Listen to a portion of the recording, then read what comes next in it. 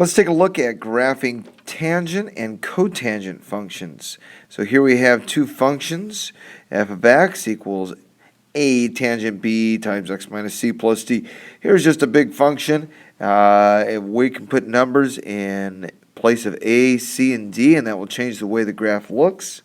Same thing for cotangent, and we want to kind of see how we can modify these basic graphs to see what we get here. So let's start off with our basic tangent graph, y equals the tangent of x. And as we're thinking about evaluating the tangent of x, let's keep in mind the unit circle here. And our definition in the unit circle, first of all, we have this identity, the tangent of theta is sine over cosine. All right. Or in the unit circle, we can think of the coordinates in the unit circle, and we can say the tangent of theta is y over x. Now, don't get confused here. This y over x here, this y and this x, is not the same as the y and the x in the equation that we're graphing here. Okay? All right, so here we have a graph. We've got our x-axis, which, keep in mind, this x is just taking the place of theta. All right, so that's x. We'll just keep in mind that that's our angle. So x is our angle. So we want to say this when our angle is 0. So if we have an angle coming over here, the tangent of that is y over x on the unit circle. This point here is the point 1, 0. So y over x gives us 0. So the tangent of 0 is 0.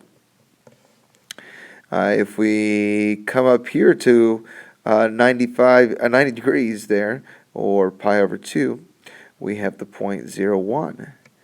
And if we put here, this gives us the tangent of pi over 2 is y over x, 1 over 0, but that is undefined. We can't divide by 0. So pi over 2 is undefined. We have no value, so we're going to have an asymptote there. If we come down here and we think about the angle negative pi over 2, tangent of negative pi over 2, well, let's think about those coordinates on the unit circle. That is 0, negative 1. So that's negative 1 over 0, and that is undefined also. So negative pi over 2 is going to be undefined. And in fact, if we keep going around in pi radians, so from one undefined, we go pi over radians, we get to another one, and we keep rotating. So we're going to have a break in our graph every time we have pi over 2 plus some multiple of pi. All right, so we got some special points there. Now let's go back to our zeros. We knew that if we think of this angle here, our 0 radian angle, the tangent was 0. So the tangent of 0 is 0. And if we think about this angle here, a pi radian angle, well, this point right here is negative 1, 0. So the tangent of pi is going to be 0 over negative 1, which is 0. So pi is 0. Same thing for negative pi, because it's coterminal. And in fact, every pi here, every multiple of pi, will be 0. All right. Now let's find a couple other special angles. Just trying to get an idea of the pattern of the function here. And so if we think about our pi over 4 angle,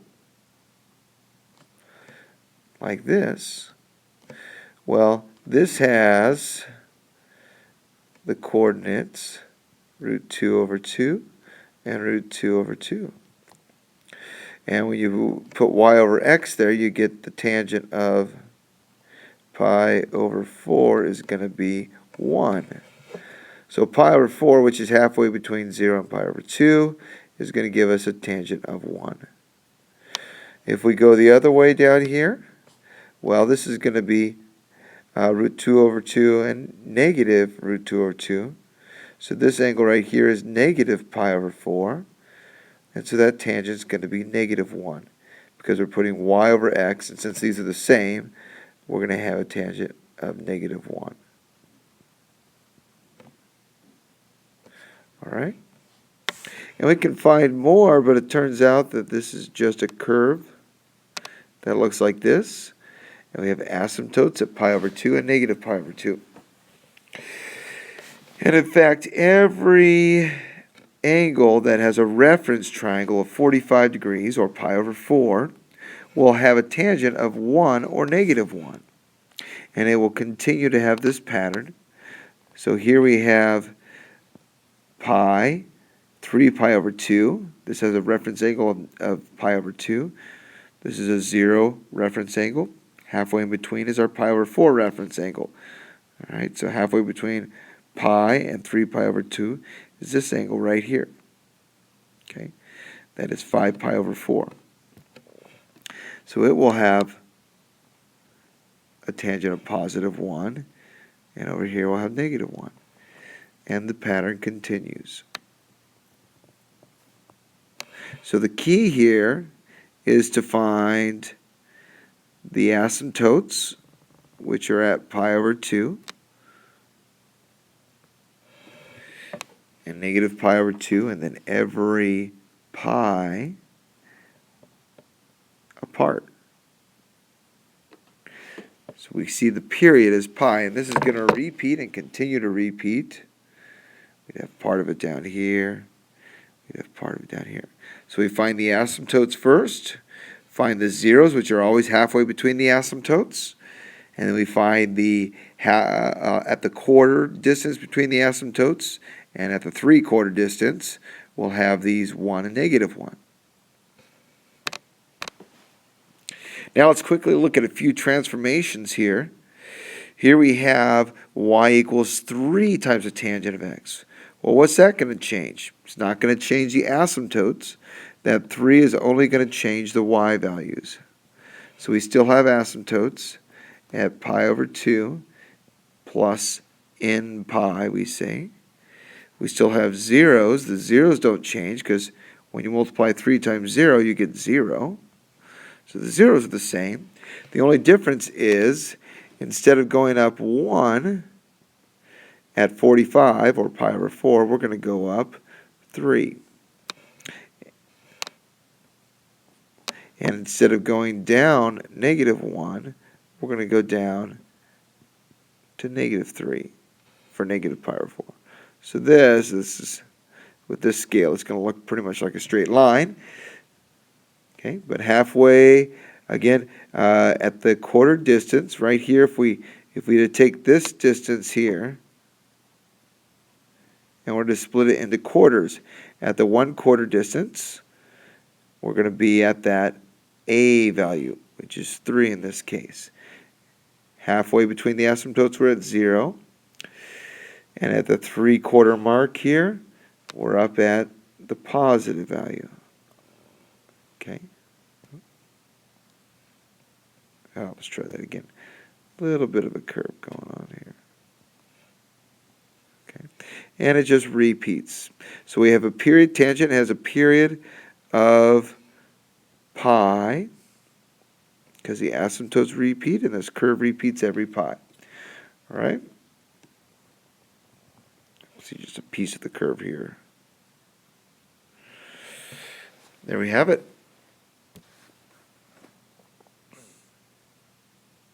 Tangent of 3x here now. This is going to change the, let's make this our x-axis here. This is going to change the period. Okay, so our period for tangent is pi over the absolute value of b. Okay, here in this case it is pi over 3. Well, Here, notice I'm not using any pre-made graph. I'm just going to change my scale. Okay, so we know this. We know that we're going to travel. First of all, we're not moving left or right.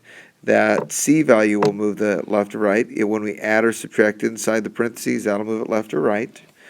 Okay, but this is going to be a horizontal shrink is what it's going to do. It's going to change the period.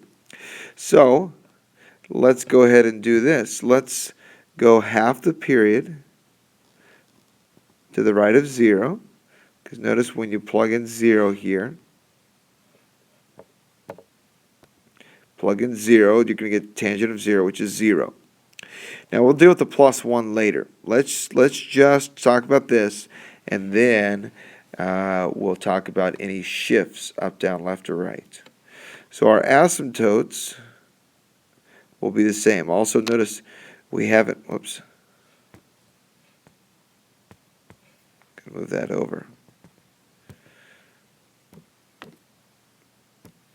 All right.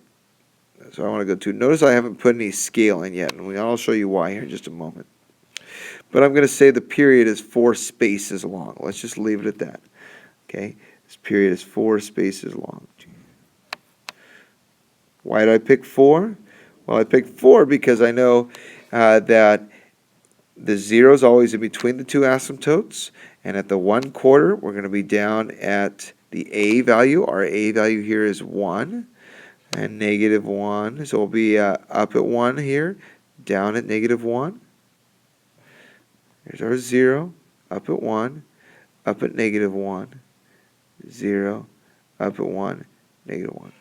Now, if we did not have this plus 1, we'd be done. Well, other than filling in our scale. All right.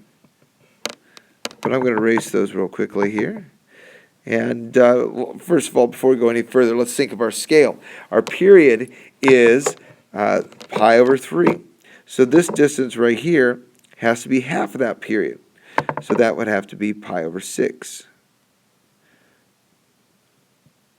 And this would be negative pi over 6. All right? And we know that this period here is pi over 3. So let's do a little careful addition. Pi over 3 is the same as 2 pi over 6. So this is 3 pi over 6, because we have pi over 6 here, plus pi over 3, pi over 6 plus pi over 3. That's going to give us pi over 2. Okay? Then this is going to give us 5 pi over 6. 5/6 of a pi, so on and so forth. All right, so you can work that out, and that's what we should end up with. Okay, so we just fill in the scale there to make it work nicely for us. All right, so next we need to do the shift, the last part. So we're going to get a little different, I'm going to get a different color here. And we're going to take everything and we're going to move it up 1. I'm going to put little X's. All these points will move up 1. Okay, this shift here of plus 1 will shift everything up 1. All right? And there's our curve there.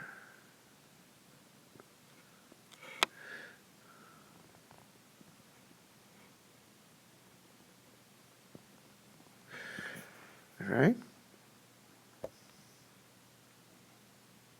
One more tangent curve here. Let's let's look at a horizontal shift here. Now, this value in this C spot here, this is going to move it left or right. And in this case, plus, it's going to be backwards from what it seems. So this one's going to move it left pi over 4. Right? And this 1/2, this will make it a little shorter. This will be, that's our vertical shift. All right, so the pi over 4, going to move it left. Again, I didn't put any, no pre-made scale here. Okay, but we have our x. Let's make this an x instead of theta. So we have our x. And let's see here. Let's think about our normal period. Normally we would have our asymptotes here at pi over 2. and negative pi over 2.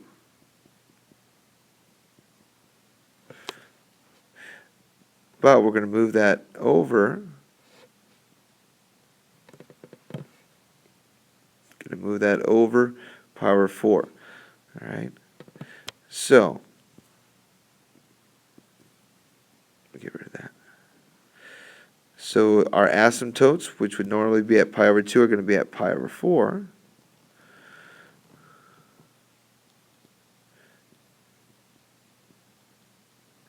And then this asymptote, which is going to be at negative pi over 2, is going to come over this way.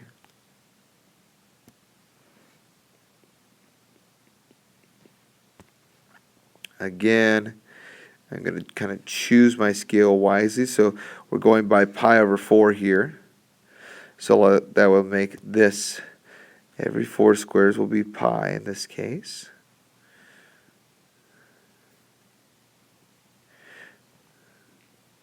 Our period, our b value is 1. So we notice our period is just 1 pi, because it's pi over b, which in this case is pi over 1, which is pi. All right. And so we find our asymptotes. Once we find 1, we can just move over the period. The period is pi for this function. All right. Now, halfway between, we can find our zeros. Halfway between the asymptotes, that is. And then we look at our vertical stretch. Our vertical stretch is a half. So normally, we're going to go up 1 and down to negative 1 at the 45s. But in this case, we're instead of going at the quarter way and the 3/4 way between the asymptotes, instead of going up 1, we're going to go up half as far. And so we're going to go up to 1/2, down to negative 1/2. And that's enough. It's just going to give us a little sharper curve like this. 3/4 mark, we're up at 1/2, down there.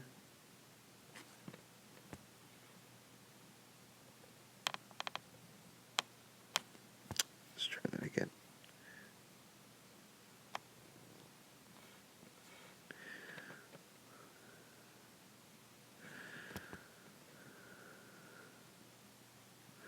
So we have a shift, and we have a vertical shrink. And we can do some more, but 3 periods is enough there. And to finish this up here, let's take a look at cotangent. We haven't talked about cotangent at all. Well, everything that we just did applies to cotangent as well, but we got to start with a different graph. Thinking again about our unit circle here, we remember that cotangent of theta is equal to cosine over sine. Or, using the unit circle, we have x over y using the unit circle. So if we think about our 0 radian angle, then we have the cotangent of 0. 0 radians is the x over y, and this point right here is 1, 0. So that's 1 over 0, which is undefined. So at 0, cotangent is undefined, so our asymptote is going to be there. And same thing for pi. Over here at pi, we're going to have negative 1, 0. And so cotangent of pi is negative 1 over 0, which is undefined. All right, so pi is going to have an asymptote. And if we look at our pi over 2 angle, well, that's the point 0, 1 up here. And the cotangent of pi over 2 is x over y, 0 over 1, which is 0. So we're right in the middle. Now, if we think about our 45 again, our 45, or our pi over 4 angle there, so that point, once again, is root 2 over 2 and root 2 over 2. When you take the cotangent of 45, or pi over 4, you get root 2 over 2 over root 2 over 2, which is just 1, positive 1. So pi over 4 is right here, and we get 1. Now if you look at 3 pi over 4, this cotangent is going to be negative 1. So what's changed? Well, we get a very similar looking curve, but it has shifted to the right. The asymptotes have all shifted to the right from tangent. And instead of going up to the right, it's going down to the right. So cotangent's always going to go down to the right like this. Our asymptotes will be at pi and 2 pi. And we'll still have these values at the pi over 4 reference angle and the 3 pi over 4 reference angle. Find your asymptotes, find your 0 halfway in between. Positive 1, negative 1. Once again, if we put a number in front of cotangent, it's going to give us vertical stretch, just like we had before. Let's see. Positive 1, negative 1. All right, there you have it. Now we can get a good idea of what a cotangent graph looks like. All the shifts would be the same. The period is pi, just like tangent, and so we can graph it from there.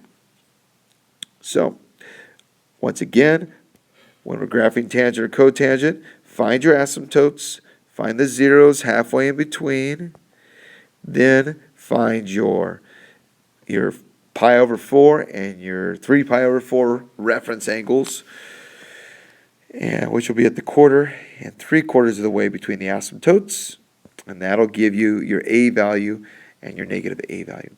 And then that should be enough to get the curve. So have fun.